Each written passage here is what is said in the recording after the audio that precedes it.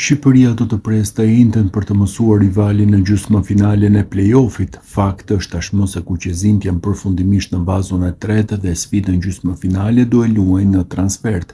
Data e paracaktuar është 26 marsi. Përfaqësuesit të tjerë mbeten në garë për të ndryshuar fatin e tyre. Në letër ekziston mundësia që në përfundim të ditës sot të ketë një situatë re në vazon e dytë. Në rast se Gjermania do humbas ndaj Slovakisë, atëherë janë slovakët që kualifikohen direkt. Ky skenar do të vështirësonte gjithçka për kuqezimtë në play-off.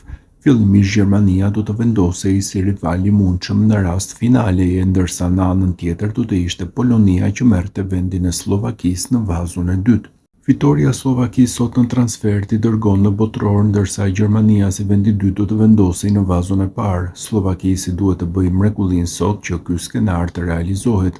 Në rast se Slovakia fiton sot, vazo e dytë do të bëhet Poloni, Skoci, Çeki dhe Irlandë. Shqipëria ka humbur të gjitha mundësitë për të qenë në vazon e dytë, ndërkohë disa përfaqësuese mbeten në lojë pasi kualifikueset vijojnë. Shembulli është rasti i Walesit që në rast se fiton ndaj Maqedonisë së Veriut do fitojë vendin e Irlandës në vazon e dytë.